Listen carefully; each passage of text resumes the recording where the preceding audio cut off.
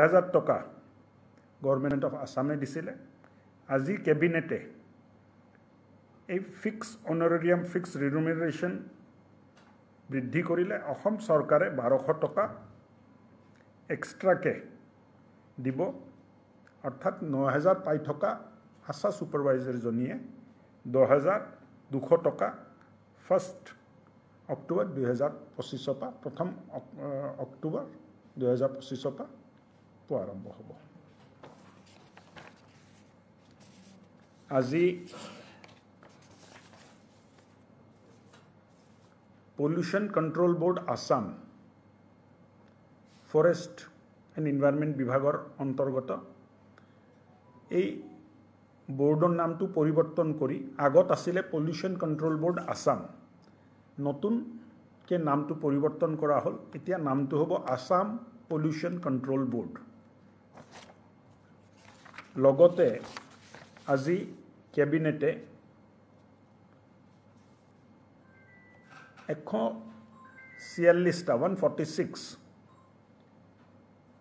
চৰকাৰী সংস্থান, অফিচ, স্বাস্থ্য কেন্দ্ৰ, আংগনবাড়ী কেন্দ্ৰ আৰু বেলেগ ইনফ্ৰাষ্ট্ৰাকচাৰ প্ৰজেক্টৰ কাৰণে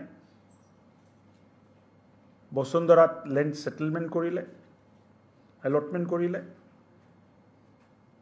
শোণিতপুৰত 108টা প্ৰস্তাৱ আৰু গোলাঘাটত 38টা প্ৰস্তাৱ আজি স্বীকৃতিপ্ৰাপ্ত হ'ল। লগতে ষ্টেট কেবিনেটে আজি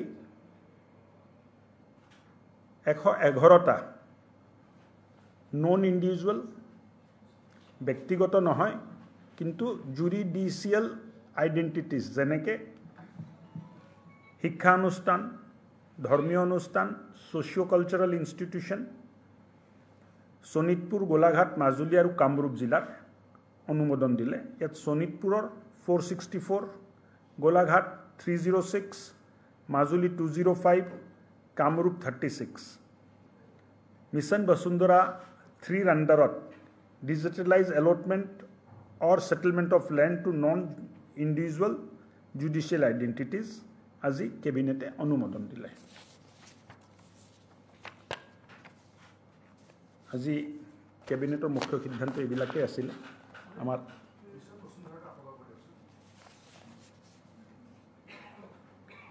মিছন বসুন্ধৰা 3 ইয়াৰ অন্তৰ্গত ষ্টেট গভৰ্ণমেণ্টৰ যিখিনি ইনষ্টিটিউট আছে, এডুকেশ্যন ইনষ্টিটিউট, অফিচ, স্বাস্থ্য কেন্দ্ৰ, আংগনবাড়ী চেণ্টাৰ বা বেলেগ ইনফ্ৰাষ্ট্ৰাকচাৰ প্ৰজেক্ট, যাৰ মাটিটো বিভাগৰ নামত নাছিলে, প্ৰকল্পটো হৈছিলে, স্কুলটো হৈছিলে, আংগনবাড়ীটো হৈছিলে, স্বাস্থ্য কেন্দ্ৰটো হৈছিলে, কিন্তু বিভাগৰ নামত মাটি নাছিল, তেনেকুৱা 146টা প্ৰস্তাৱ আজি ষ্টেট কেবিনেটে 2খন জিলাৰ বাবে অনুমোদন দিলে। শোণিতপুৰৰ বাবে 108, গোলাঘাটৰ বাবে 38। লগতে নন গভৰ্ণমেণ্ট সংস্থা যেনে educational institute, religious institute, socio' cultural institute, তেনেকুৱা 1011খন প্ৰস্তাৱ আজি শোণিতপুৰ, গোলাঘাট, মাজুলী আৰু কামৰূপ জিলাৰ বাবে অনুমোদন কৰা হ'ল। শোণিতপুৰত 464, গোলাঘাটত 306, মাজুলীত 205 আৰু কামৰূপত 36টা প্ৰস্তাৱ আজি কেবিনেটে অনুমোদন কৰে। হ'ব।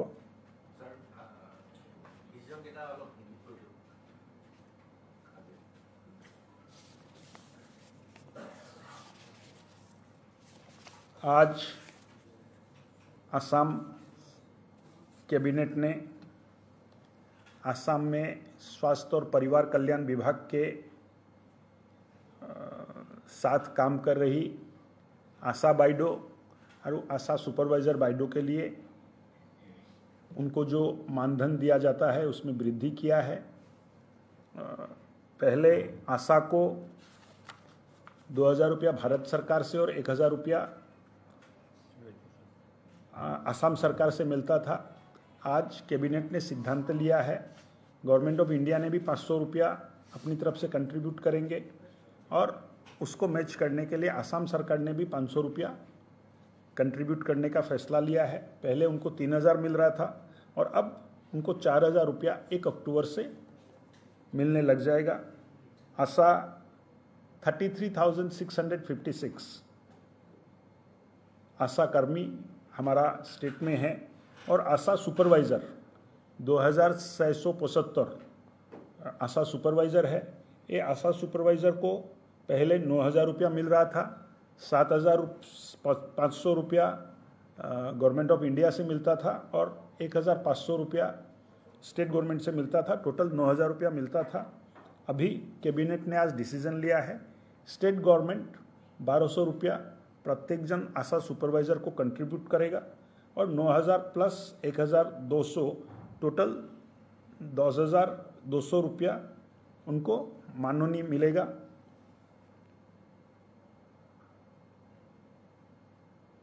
टोटल गवर्नमेंट ऑफ असम का कंट्रीब्यूशन 2700 आशा सुपरवाइज़र का क्षेत्र में होगा। और एक डिसीजन लिया है, Assam pollution control board Assam का नाम बदली करके असम पोल्यूशन कंट्रोल बोर्ड किया गया है।